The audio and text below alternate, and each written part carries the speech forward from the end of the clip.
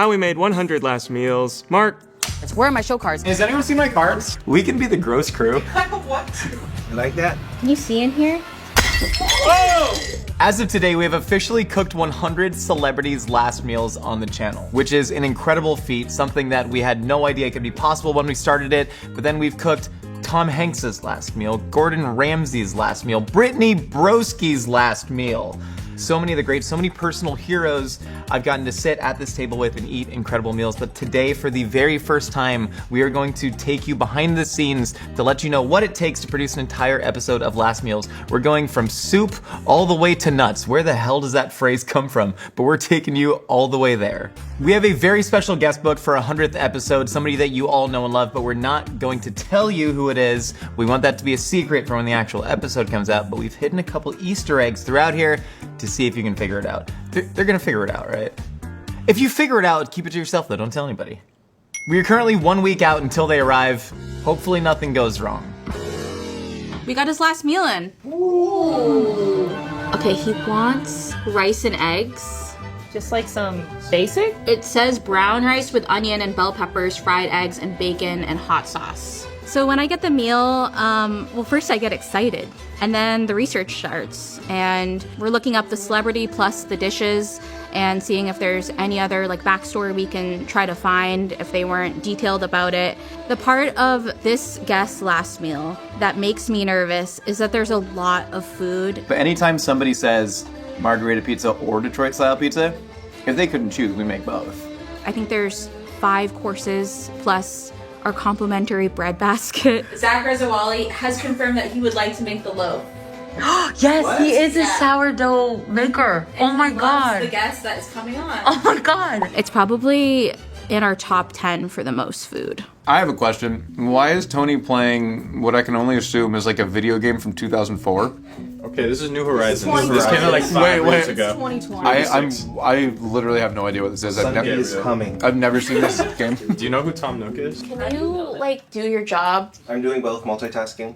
Okay. I kind of can't believe that this is gonna be the 100th episode of Last Meals. I was thinking about it, and I think only Josh can say that he's been here for every single one. Sucks to suck for those of you who missed out on Catherine Hahn. That was awesome. Which one of you wasn't here for Catherine? We're really excited because we're getting a little extra press around the 100th Last Meal, so someone's gonna be coming, visiting set, interviewing Josh, and kind of seeing how we do this. Not only is it our 100th guest, but we're also filming this, the behind the show. So we have multiple cameras going on behind the cameras, and we have press, which is gonna be cameras behind the cameras behind the cameras. So everyone will need to be on their best behavior. Nothing can go wrong. Nothing will go wrong. This is where all the magic happens. It's just me twiddling on my laptop. No, I am currently researching our guest, and so how that generally works is I'll make a document with a lot of their projects that I want to consume. This person is indeed a not only a film actor, but also a film producer. So I've made a list of what movies I'm going to watch, which I don't do at work. I actually finished one on the on the elliptical on my iPhone at the gym, just how the director intended for me to watch it. It's kind of become a tradition to start each episode with a really deep cut, which I found really kind of gets the guest to buy into the concept. If you can show like, hey, I've really researched you and this is about to be a really fun time. I think the key is to kind of look in places where other people might not be looking. I listen to a lot of podcasts, I go on a lot of walks and listen to it. Probably gonna go on that pretty soon. What I found though is one of his co-stars wrote an autobiography 20 years ago, and I Control F searched in the ebook our guest's name, and so there's a lot of deep cut stories in there. And I found a good one. About how many times you haven't been reimbursed because you haven't filled out. Yeah, so it's actually funny. I was just pulling up the ebook. They have wildly different prices. This one is $21, the most expensive ebook that I've bought. But it literally showed my list of Google ebooks, and I think I've spent, like $180 of my own money on them. I could easily use the corporate mythical credit card that they've given me for exactly these types of expenses. But my own credit card's already saved on the computer, and I don't want to go back to do that. And I get paid in richness of experience and many other things. The amount of things that I haven't put on the company card that I should have, it's a lot. But then, I accidentally use it one time at a bar. You know, anyways. I'm Colby. I'm an associate culinary producer here at Mythical. And you guys probably don't see me on camera too much, except when I'm making sushi on Last Meals. And that's because I'm in the background most of the time. Working on Last Meals is like the coolest job I've ever had. I love to serve people. I love to cook.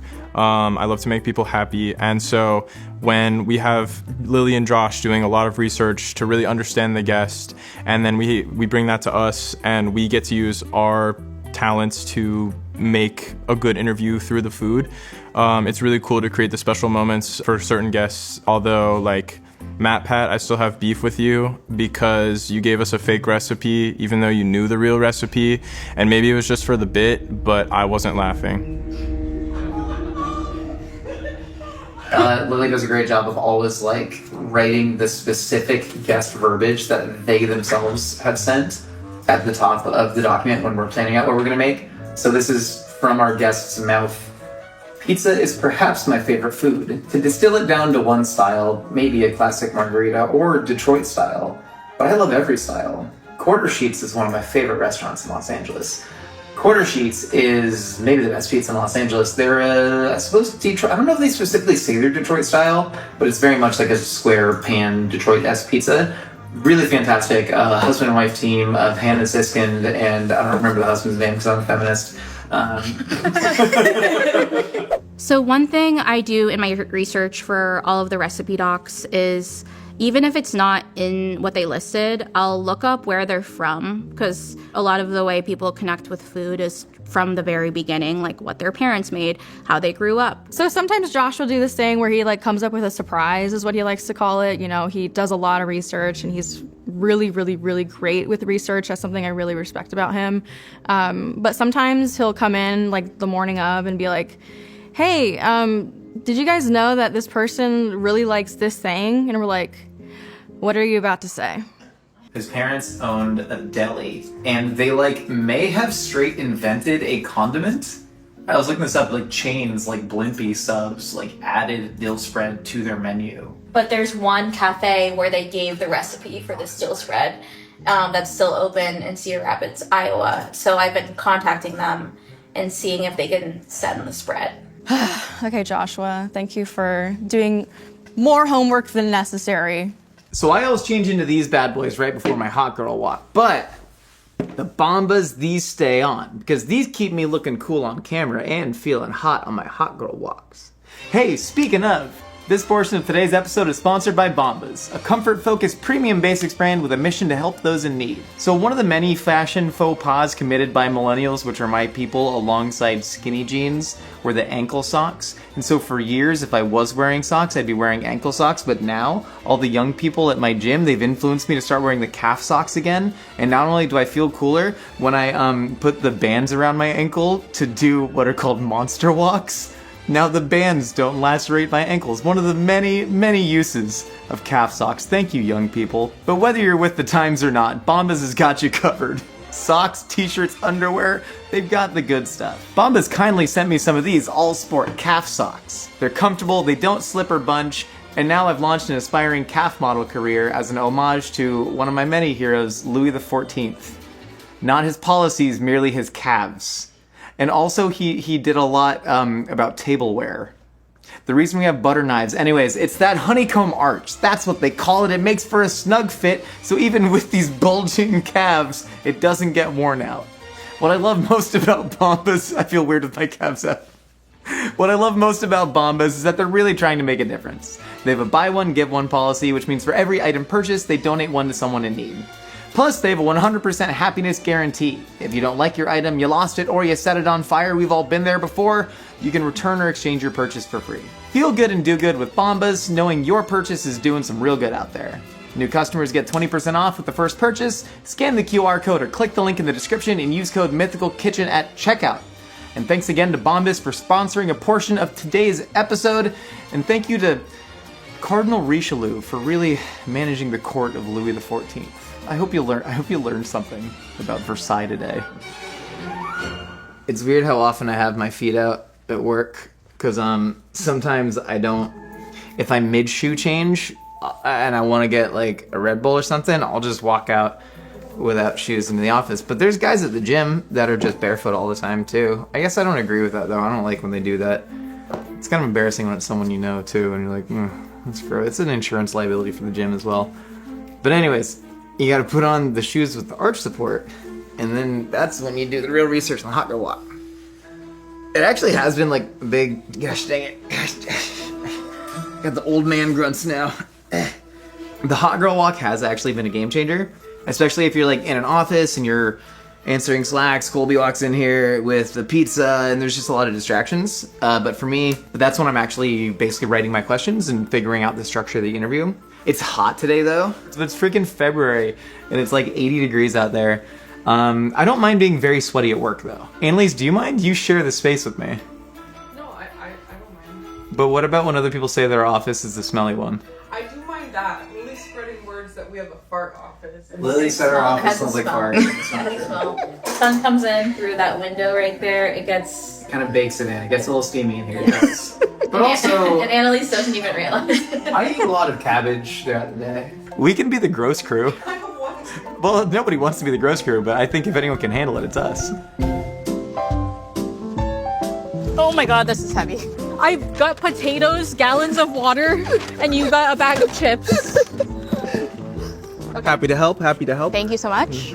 So these are the groceries that we can get a little bit early because they're shelf stable or they can go in the freezer. And then we'll get all the fresh like the day before. We're just separating our frozen food and our cold food and our dry foods right now. Working on last meals means everything to me. It is the dream job. I think I was just in a lost line cook for so long and trying to find my place where this satisfies. Like, I get to be an artist, I get to be a chef, I get to work in production. Every day is different, every day is exciting, and every day is a special treat. So, you ever thought about that? Come on over here. Let me show you a last meal's recipe doc. Okay, you didn't come closer. So this is our last meal's recipe doc. Mystery guests. You have to guess. So this is exactly how the team or this person wrote it out, just to make sure we get everything, all the details, and we can refer back to it. We put our guest call time. Allergy is important. We don't want to kill the guest.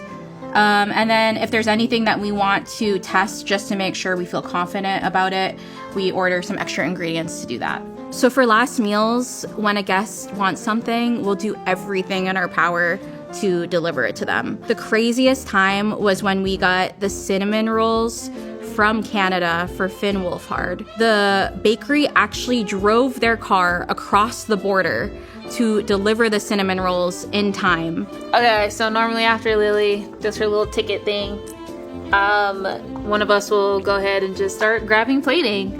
We have a whole bunch of tape that we like to write on, naming all the things that we need. So I'll have like some basket of wings. We have a whole bunch of drawers full of nice plating. We rearranged it finally.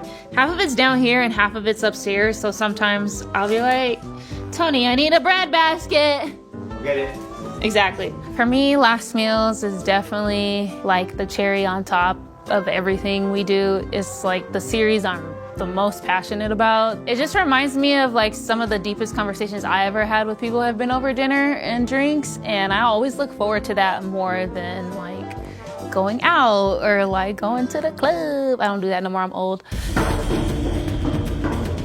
This is our auxiliary space where we have all of our bread baskets and extra plates and extra cups. Look at this little boat. You like that?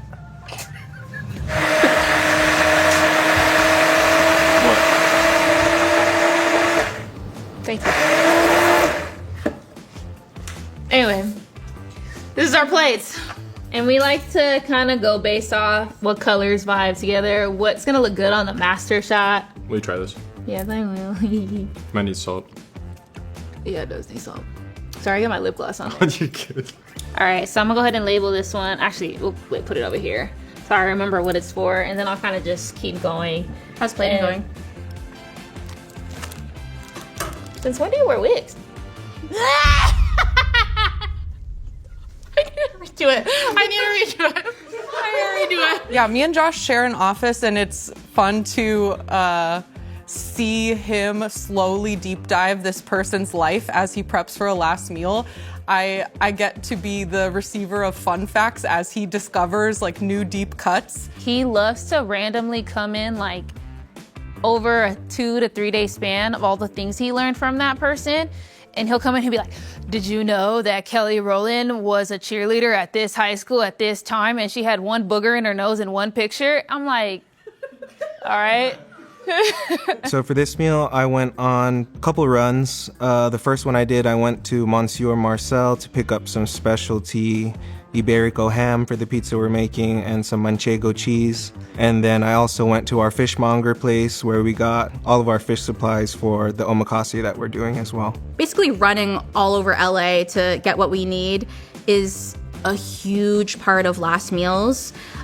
We want to get the best of the best ingredients. There's ingredients or dishes that the guests request that might be hard to find, so we can't just get it at the grocery store. So I got to be a camera op, and it was pretty fun to be creative and get these cool little shots that I'm really proud of. There's like a Survivor Man shot of me walking to the car, and you're like, who's with him? But it's just me.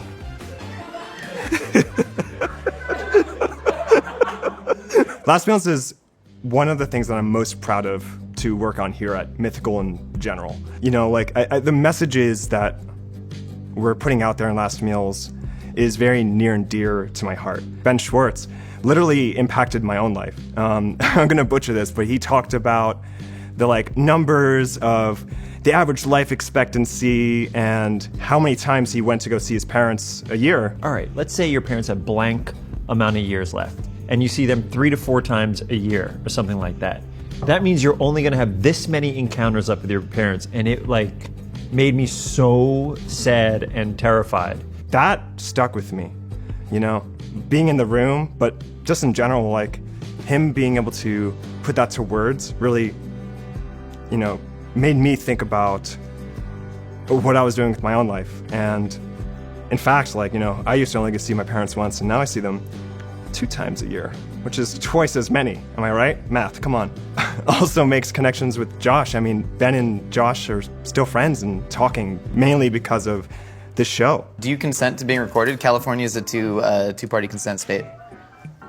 Yeah, I guess so. I just want to know how your show went last night. Prepping for this interview has been really unique because my schedule several days leading up to it was very unique. On Thursday night, I had like 3 friends fly in from out of town to come to my first ever and maybe only ever improv show hosted by Vic Michaelis and with Lisa Gilroy, Angela Geritana, Demi Adjuiabe, and Oscar Montoya. I told Vic during their last meal that improv is one of my biggest fears on earth, and they said, great, will you do a show with me? And I shook Vic's hand and I said, yes, I will. Did you do improv or anything like that? None, it's one of my biggest fears. Is that true? Mm-hmm. Will you do a show with me? Yes. Really? Oh my gosh. Okay, yes. You have to get on stage with me. You've already shook my hand. Yeah, no, I will do that. And then I forgot about that. And 3 months later, I end up on a stage with them, and that was really, really fun. How did it feel? Were you very nervous beforehand? Were you nervous during? And what was the feeling immediately after the show was over? It's so funny. I actually really slept poorly the night before. Like, I woke up at like 3 in the morning. Of course. Man. Of course, your first show. The first show. And then I started getting the nervous sweats at about 3 p.m. But I had like 3 of my best friends in the world all flew in and stayed at my apartment. So these are Marcus and Deep, best friends for well over a decade. This one over 2 decades at this point. And they've never been to the Mythical Studios, but they came in for the improv show last night. Yeah. So I figured I'd show them around and also make them be on camera. Yeah, we're excited to see behind the scenes and see the scenes. All the scenes. You're such a natural. That's incredible. All right, have a great shoot. What are you doing today? We're doing our 100th episode of Last Meals on Tuesday. Oh, that's awesome. And then we're shooting like a behind the scenes. We've never actually showed the full process behind it. And so Colby's trying to perfect the margarita pizza because big pizza head. And this is the normal part of the process. Yeah, we usually talk before anybody cooks any margarita pizzas, so I'm happy I jumped in at the right time. Welcome to the test pizza station. So we got 2 types of flour. I like to roll out with AP flour, so I just put my dough on this. And then I like to line the pizza pan with semolina. It's like a little bit more coarse, so it just like gives a nice barrier for the pizza to slide off. We got our dough, we got our sauce. This is fresh mozz, which is not great for pizza. It's too wet, but it's what we have, and this is a test. So we're gonna use that. It's a very soft dough. We're doing like a Neapolitan, which I have never really made before. We're doing a sushi omakase and then a pizza omakase as well. And for me specifically, I'm prepping the pizza omakase and then I'm firing the sushi on camera. It's a lot of balancing who's firing what and who's going to be doing what, especially with the pizza. We have such talented cooks and they're so good at cooking things, but to make a perfect margarita Neapolitan pizza, this is something that you work years and years Never and years done it on. before, man. And we got like a week for a guest to show up. So sometimes you're just like, make a Krabby Patty. Poor Tony. You're like, you should have just made Noah Khan a normal burger. He should have asked for a normal burger if that's what he wanted. No, we gave him an experience. Hi. Welcome to my crib. Hi, I'm Sam. Welcome to Mythical. I'm an executive coordinator here and part of the talent team. So I'm in charge of welcoming all of our guests that we have on for GMM, for last meals, or guests for Mythical Kitchen. So this is the green room. This is where all of our talent comes to hang out ahead of time. Here is our really nice egg stool. Obviously, this is our makeup vanity. And this is where we put together their gifts. Typically, we like to use this star paper to remind them of their own power. For our talent this week, I haven't gotten our release yet, and we can't film without that, so. Oh, shit. All right, sometimes stuff doesn't happen the way that you want it to. I have been talking to Salsa Guy, aka the deli that owns the recipe to the spread that this guest parents deli owned by this guest parents long time ago. They said they couldn't ship it yesterday, so now it's coming tomorrow morning, which is when the interview happens, so it's cutting it pretty tight. I write the recipe docs, but we are all incredible cooks. I like when everyone takes it into their own hands to season their food nicely, and like Colby did all of this research on how to properly make Neapolitan style dough. And I love it when everyone just takes the time to research the foods and just like feel very passionate about it.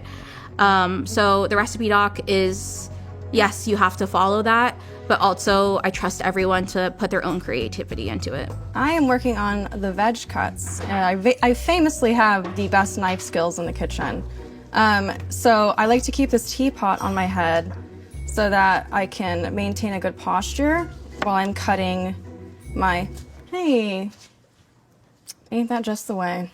I've got a bunch of other veggies I just cut. I put some in the fridge. I'm also dicing some onions for some stuff. So that's my prep basically, is just doing all of the veg cuts. This is a scallop.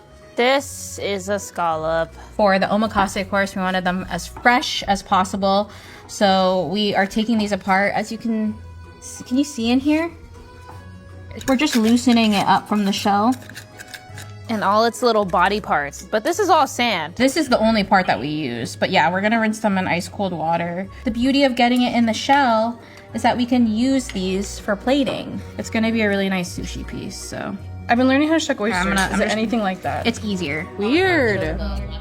I've really loved Last Meals, sitting in on the interviews and then working in the post process, listening to the interviews afterwards. It's become sort of a master class to me of learning how people's minds work. For me specifically, hearing all the different perspectives on death and afterlife and human connection, I think has been really eye-opening for me, who kind of grew up in a very sheltered home and lifestyle, almost peace of mind, and has made me a lot more open to other perspectives on life and death, and has actually brought me a lot of comfort as I've been navigating that journey for the past couple years. Ironically, my last job was working for a hospice, and I thought that I was going to be stuck in that job and never get a job at Mythical. And here I am working at Mythical, shooting a show about death, which is a crazy full circle moment for me. It's funny because in that job, I would like spend my free time watching Mythical Kitchen, and now here I am combining the two, which is absolutely crazy. Yeah, it's cool to work in like such a fun environment with people who are just like so driven. It's not my main thing. I work on like, you know, other productions, but I think Last Meals is pretty cool. Say that it's your favorite. Yeah. Okay. It's not my main thing, but Last Meals is probably my favorite. Can you do it? I work on a lot of stuff. Wonderhole, GMM, Wonderhole. But Last Meals is definitely one of my favorite things to work on. No, your favorite. Oh, I had to say my, okay. Read the cue card. Okay, sorry. I work on Wonderhole, I work on GMM, I work on all sorts of stuff around here. But Last Meals is, without a doubt, my favorite thing ever that I've ever done.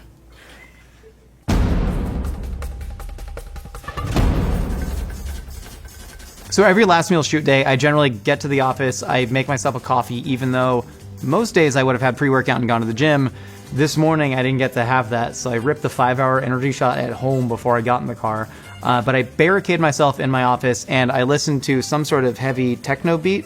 Today is Charlotte DeWitt. You guys like Charlotte DeWitt? She's great. Anyways, so I'm listening to techno and just staring at my questions, trying to figure out where I can move certain questions, how I can realign things, how I can reorganize things, and then I will periodically pace.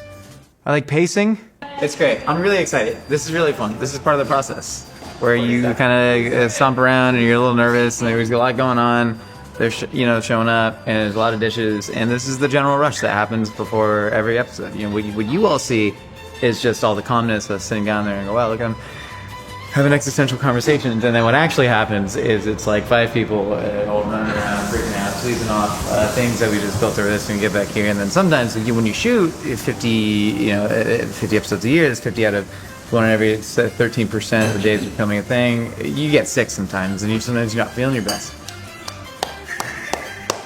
Every day before each interview, I have to print a lot of things. I have to print beat sheets, schedules, and also Josh's show cards, which are very important. I need to have them done fast so Josh can keep rehearsing his questions. And the printer likes to stop after each show card is printed for like 5 minutes. And it's just like, hey, we're just gonna hang out for 5 minutes because I'm not gonna print out the rest. And I usually have to bang it and like hit it a little bit for it to print out the rest. And I feel like every last meals we have, it's always Josh rushing into the kitchen. KG, I lost my show cards. Or who's seen my show cards? Where are my show cards? Has anyone seen my cards? Has anyone seen the show cards? Show cards.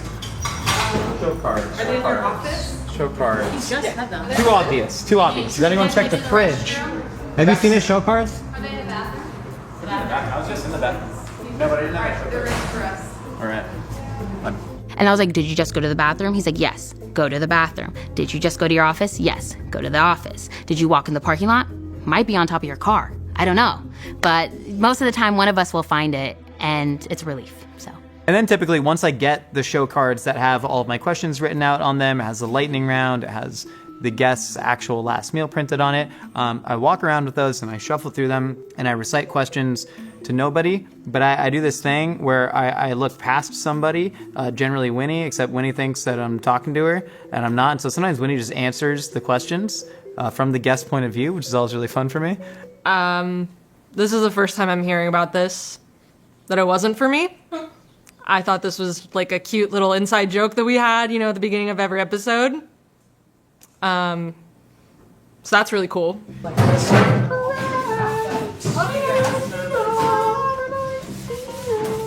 A huge part, an integral part of our process here is vocal stimming. Pecorino Romano. It's a chain reaction. Everyone's like there's never a quiet day on the MK set. We all have a very same level of personality. It's just different waves like this. But I feel like Josh handpicked all of us for a reason, and it worked out, and it's awesome. Hey guys, so today we're doing beauties. So beauties happens before the interview, and that's the pretty little slow-mo shots that happen when Josh is describing the dish during the courses. So when we film beauties, we just basically want to get the prettiest shot of all of the food that we can do and the process. Sometimes there's food with a really interesting process, and we like to document that as best as we can. We're always looking for steam, sprinkling cheese,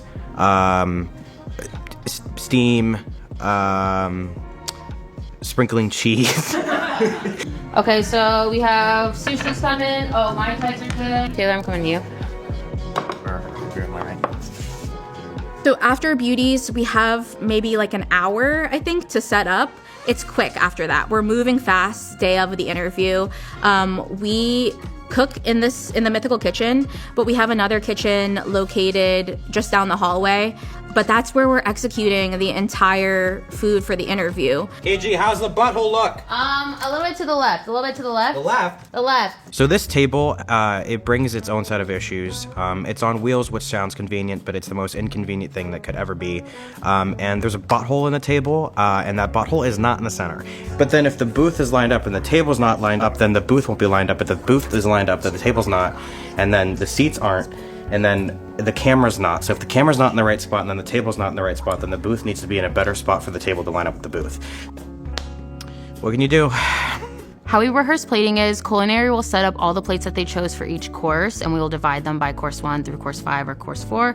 And we'll have sit-ins, which is usually Annalise and Blaine, and we will get hands for each plate and set them on the table. Taylor will make sure everything's centered with the butthole of the table. Then we'll take a quick picture and then assign those plates to each culinary producer or me or Blaine or Annalise, depending on how many plates there are in each course. And then we'll do a little practice round where Annalise is Josh and she'll go, It's time for the third course of your last meal.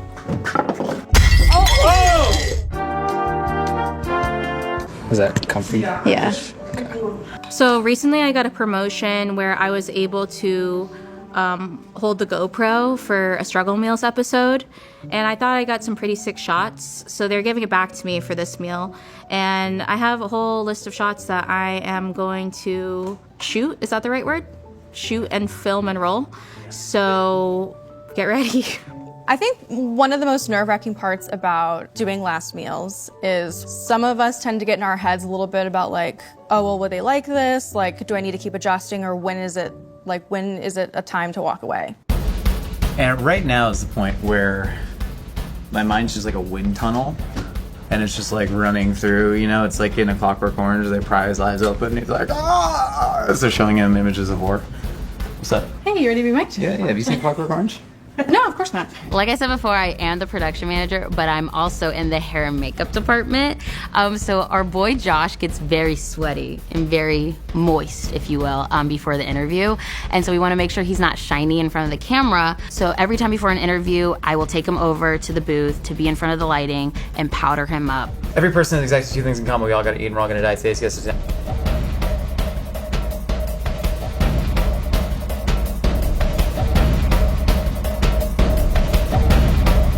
Failed presidential campaign. Almost got it. You gotta start doing it fast. You gotta go fast, fast, fast.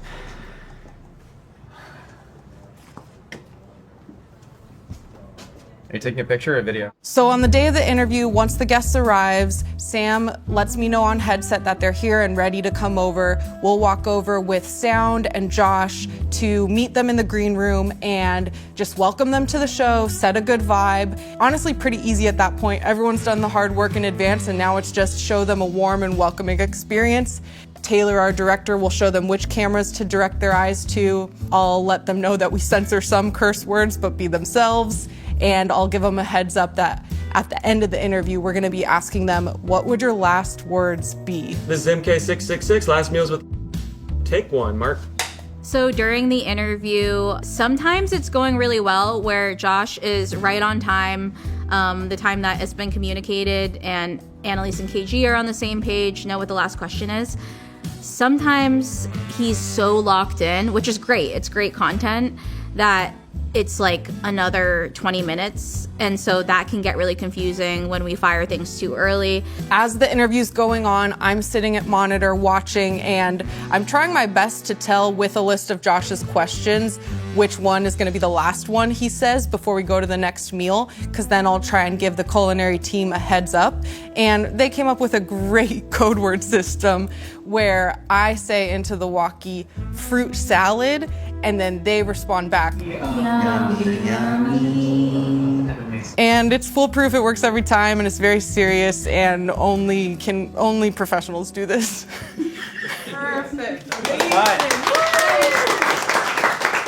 Last Meals is so meaningful to me for way too many reasons to recount, but I think the nicest thing that anyone ever said to me was my best friend in the world who said, I've watched almost every video that you've put out and I'm very proud of you, but watching Last Meals is the truest version of yourself.